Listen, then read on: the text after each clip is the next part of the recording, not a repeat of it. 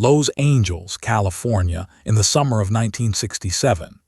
The city's most elite martial arts gym was about to become the stage for a confrontation that would remain engraved in the memories of everyone who witnessed it. Joe Louis, the national karate champion, carried an unblemished record, 32 straight victories without defeat. He had just issued a statement that echoed through the entire martial arts world. He claimed that he was faster than Bruce Lee. Louis's confidence was not without reason. Towering at 6 feet 3 inches and weighing 210 pounds of solid muscle, he had crushed every challenger who dared step in front of him. His punches struck like flashes of lightning. His side kick had sent more than a dozen opponents into unconsciousness. Yet what was about to unfold that afternoon would transform not only his understanding of martial arts, but the direction of his entire life. It had all started 3 weeks earlier during an interview with a specialized martial arts magazine. The reporter asked Louis for his opinion of Bruce Lee, the Chinese instructor who was rapidly gaining attention in Hollywood for his unconventional and revolutionary demonstrations. Louis responded without restraint, wearing a faintly mocking grin. His arms were folded across his chest as he leaned back in his chair. "Bruce Lee is nothing but a performer," he said flatly. "He pulls off flashy tricks for the camera, but in a real fight, my speed and strength would finish him in under 30 seconds. I've faced the best fighters in the country, and none of them have lasted longer than 2 minutes against me." Louis's remarks spread rapidly, like fire racing through dry grass, across the martial arts community. At that time, Bruce Lee had not yet become the global film icon the world would later recognize. He was simply an instructor with radical ideas about combat, a man who questioned traditional systems and had begun developing his own method, Jeet. When Louis's comments reached Bruce Lee, there was no sign of anger. Instead, he smiled with the calm, disarming composure that often unsettled those around him. He was teaching a private lesson in his small Chinatown gym when one of his students handed him the magazine. "Master, are you going to answer this?" the student asked, expecting rage or offense. Bruce slowly folded the magazine and placed it neatly on a nearby table. His dark eyes reflected both amusement and resolve. "I don't need to reply with words," he said quietly. "Words are wind. Truth is proven through action." That very afternoon, Bruce did something no one expected. He picked up the phone and called the gym where Joe Louis trained. The exchange was short but meaningful. Bruce did not insult him or issue a challenge. Instead, he extended an invitation that left the karate champion confused. "I've heard you are the best," Bruce said, his voice polite but steady. "I'd like you to come to my gym this Saturday afternoon, not to fight but to train together. I believe we could both learn something from one another. What do you think?" Caught off guard, Louis felt his ego swell even further. He interpreted the invitation as a silent admission of weakness, as though Bruce Lee were seeking validation or acknowledging superiority. Without hesitation, he agreed. In his mind, this was the perfect chance to prove publicly that Bruce Lee was nothing but illusion without substance. Saturday arrived under the heavy, suffocating heat typical of a California summer. Bruce Lee's gym was humble, situated on the second floor of an aging building in the center of Chinatown. There were no polished mirrors or expensive machines like those found in commercial gyms, only open floor space, wooden boards, a few heavy bags, and simple training tools. When Joe Louis entered, accompanied by 3 of his most devoted students, his face showed complete self-assurance. He wore a traditional karate gi, immaculately white and crisply pressed, with his black belt tied flawlessly at his waist. Every step he took radiated authority and power. He looked every bit the undefeated champion. Bruce Lee stood waiting at the center of the gym, dressed in plain black trousers and barefoot.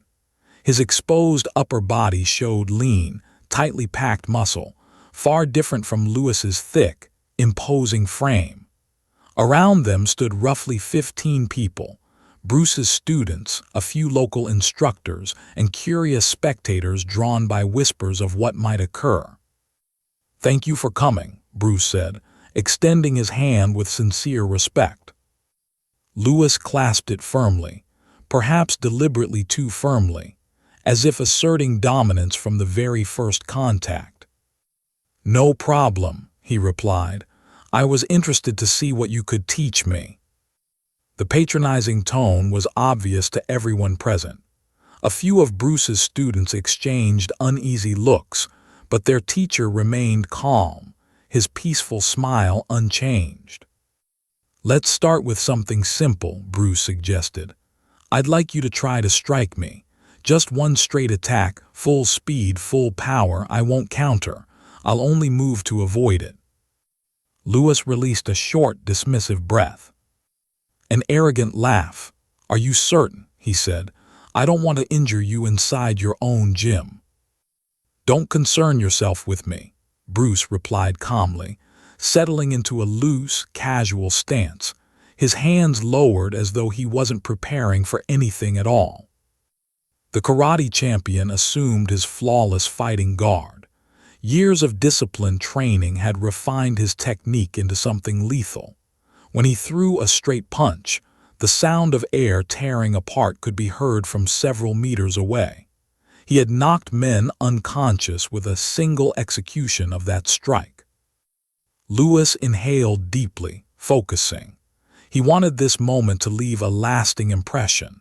He wanted everyone in the room to witness the difference between a true champion and an overhyped instructor. He tightened his muscles, imagined the perfect line of attack, and hurled his fist forward with every ounce of speed his training had given him. What happened over the next 2 seconds shattered Joe Lewis's sense of logic. His fist sliced through the air at remarkable speed, aimed directly at Bruce Lee's face. But at the instant the blow should have landed, Bruce simply was not there anymore. It wasn't a sudden or panicked motion. It felt as though space itself had shifted. Bruce's body glided sideways with a smoothness that seemed unreal. Lewis's punch rushed past, cutting through empty air where, a heartbeat earlier, his target's face had been. But that wasn't the most unsettling part. Within the same motion, while Lewis's fist continued its useless path, Bruce had placed his open palm less than 2 centimeters from the karate champion's throat. It wasn't a strike. It was a quiet warning, unmistakably clear. If he had chosen to, the encounter could have ended in that exact moment. Lewis staggered backward, eyes wide. His mind struggled to understand what had just occurred. He had thrown one of his fastest punches, and not only had it missed completely, but he had been left entirely open to a counter that never arrived. "Again," Bruce said simply, returning to his relaxed stance. Lewis's bruised pride hardened into fierce determination. This time, he would not miss. He launched a combination jab, straight, hook, 3 attacks in rapid succession, each one carrying enough power to finish an ordinary opponent.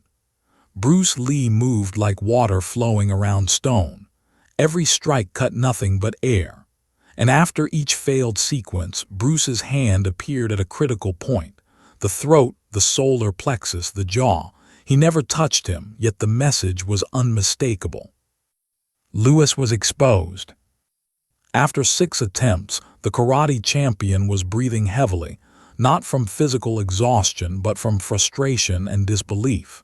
He had given everything, his sharpest techniques, his greatest speed, and he hadn't even brushed the man who seemed to drift effortlessly between his attacks. "Do you want to know why you can't touch me?" Bruce asked. There was no mockery in his voice. His tone was calm, instructional, the voice of a teacher, not an executioner. Lewis, his pride broken but his mind finally open, nodded silently. "You telegraph every movement," Bruce explained as he stepped closer. "Your strikes are strong, yes, they're fast as well, but you announce every one of them before you throw it."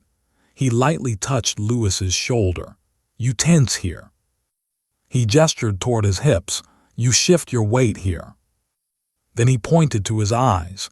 "And you adjust your focus here. By the time your fist starts moving," Bruce continued, "I already know exactly where it's going." Bruce stepped back a few paces and went on. "You've trained your body to be a perfect machine, but that perfection has become your limitation. Every movement follows a pattern, an established form. In traditional karate, that's a strength.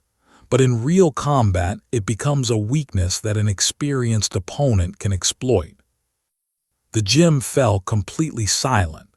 Everyone present understood they were witnessing more than a demonstration. They were watching the moment an undefeated champion realized his understanding of martial arts was incomplete. "Now," Bruce said, still wearing the same calm smile he had held throughout the encounter, "let me show you something." He moved to one of the heavy bags, weighing roughly 150 pounds, and stood almost flush against it, no more than 2 centimeters away. Then, without any visible preparation, no arm drawn back, no obvious hip rotation, he struck. The sound exploded through the enclosed space like thunder. The bag buckled inward at its center, absorbing an impact that seemed impossible given the lack of distance. But the most astonishing part was the speed. Lewis, who believed himself among the fastest strikers in karate, barely saw the movement. It was like a blink, a sudden flash that exceeded his ability to perceive it. "This is called the 1-inch punch," Bruce explained. "It isn't about raw muscular strength or sheer speed. It's about the efficient transfer of energy, using the entire body as a single, coordinated system, releasing power without prior tension that signals your intention." Bruce spent the following 2 hours working alongside Joe Lewis. This was not a conventional lesson. There was no humiliation, no dominance, no ego on display. It was a sincere exchange of knowledge between 2 martial artists. Bruce demonstrated how every unnecessary motion wasted opportunity, how efficiency of movement could multiply effectiveness, and how the rigidity of traditional forms could serve both as a foundation and a cage. Lewis, to his credit, absorbed each lesson with the openness of a beginner. His ego had been stripped away, but something far more valuable took its place, a genuine hunger to grow, adapt, and evolve. As the session came to an end and Lewis prepared to leave, Bruce rested a hand on his shoulder. "You have exceptional talent," he said honestly. "Your speed and your power are real, but now you've seen that there are levels beyond what you imagined. The question is, what will you do with this knowledge?" Joe Lewis met Bruce Lee's gaze, and for the first time in many years, smiled with true humility. "I'm going to learn," he said. "If you'll accept me, I want to train under you." That afternoon marked the beginning of one of the most productive master-student relationships in martial arts history. Joe Lewis became one of Bruce Lee's first private students. Under Bruce's guidance, he evolved from being merely a powerful fighter into one of the most complete and technically refined champions of his generation. Years later, long after Bruce Lee had become a global legend in both cinema and martial arts, Joe Lewis reflected on that day during an interview. His words carried the weight of experience and understanding. "That was the day I learned the difference between being good and being great," he said. "I was good, maybe even excellent within my style, but Bruce operated on an entirely different level. It wasn't just his speed or his technique. It was his deep understanding of the fundamental principles of combat. I realized I had been viewing martial arts through a narrow tunnel, limited by what traditional training had shown me. Bruce taught me to open my eyes and see the full landscape. The story of Joe Louis and Bruce Lee became legendary within the martial arts world, not as a tale of humiliation or defeat, but as a testament to humility and the willingness to learn.